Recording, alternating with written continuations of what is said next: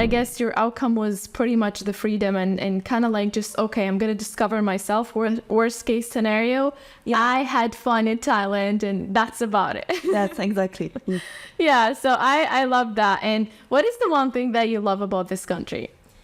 Well, like we are in Chiang Mai, right? I can talk about Chiang Mai for a long time. Me too, right?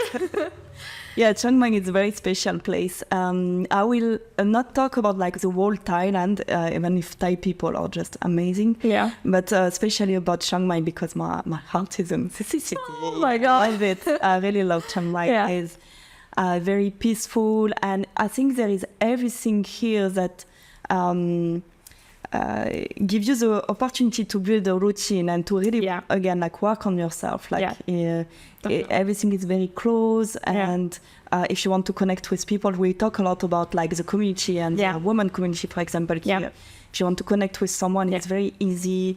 There is a lot of co-working space and you can really build a very strong routine, being very productive, build your business and everything. Chiang Mai is amazing for that. I love that. So what kind of tips you would like to give other people that are either thinking of starting something like yours or either in a path where they're like doubting it? So what kind of advice do you like to give?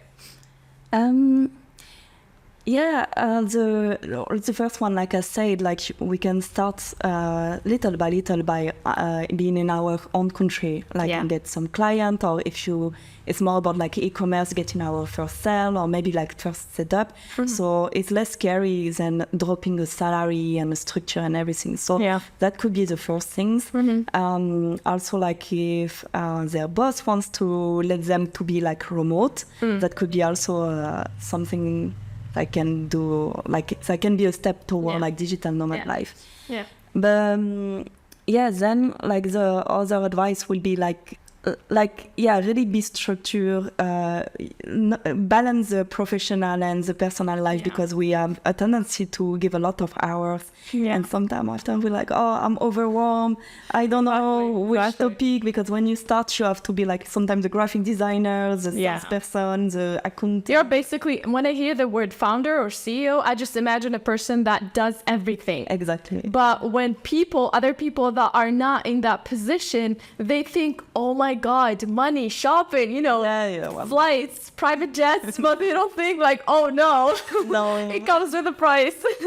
Exactly, and especially at the beginning where you have to do everything. So that's why like personal and professional balance is very important.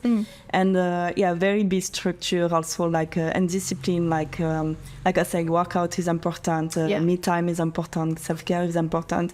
When we have a planning, now we have a lot of freedom to say like when I want to work or not. But we have to be our own boss somehow and say, okay, from this time to this time would be about this topic and it's not about like, okay, going to the trip.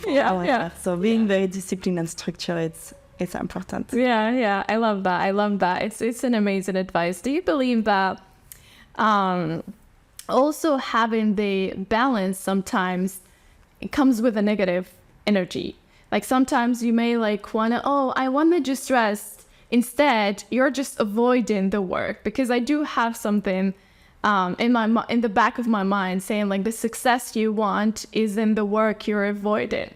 So sometimes we get into the idea of like avoiding a work within the idea of like, oh, I'm doing a work-life balance and I need to rest. It's possible.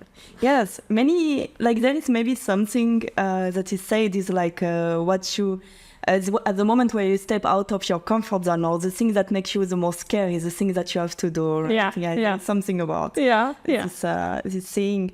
I mean, sometimes it's just about like saying like it's about like checking our days and say, okay, I'm more productive, for example, on the morning. For me, it's like between 9 to 11 I'm very productive, and during the evening I'm very productive. I say, okay, I have to do these things.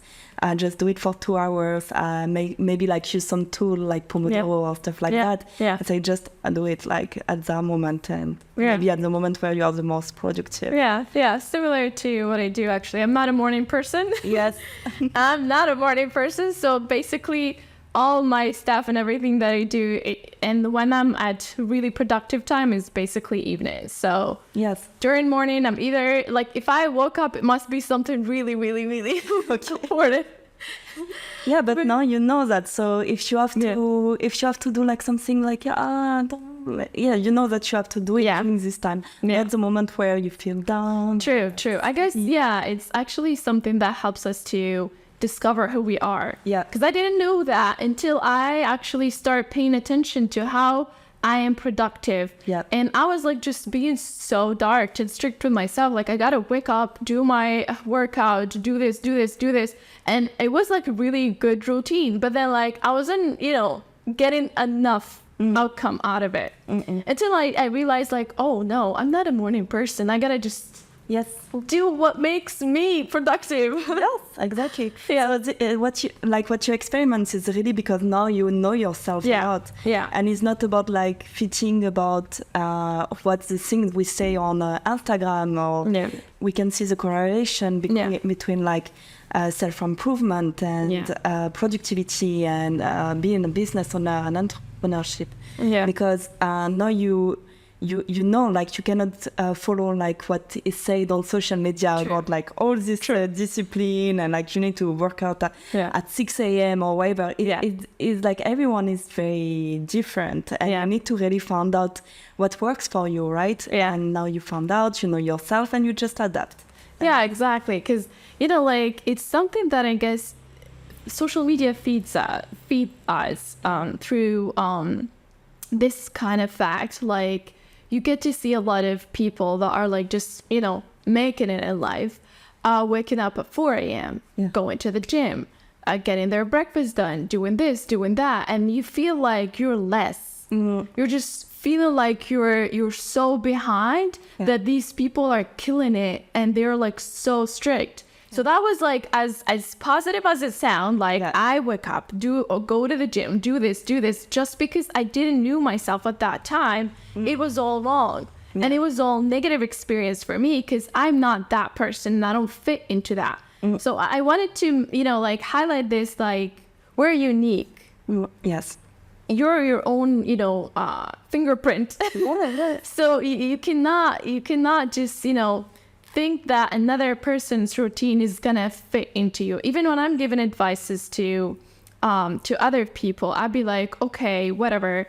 I gotta just deal with the fact that I gotta deal with it. So yeah, I mean, like, is it something that you went through along your journey where you kind of like set a routine and then you realize, oh no, this isn't for me? And definitely. I mean, social media with all these successful entrepreneurs can really makes you feel like, I'm not good enough. Like I'm not doing everything that they. Like, for example, you know yourself. Yeah. And you know like what time is more beneficial for you, like to tackle a very important work. Yeah.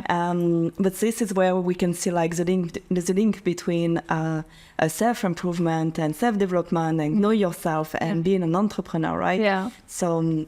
Yeah. This podcast is brought to you by Podcast Inc., the best support partner for your podcasting journey. Ready to elevate your podcasting game? Contact us today and let's make your podcasting dreams a reality.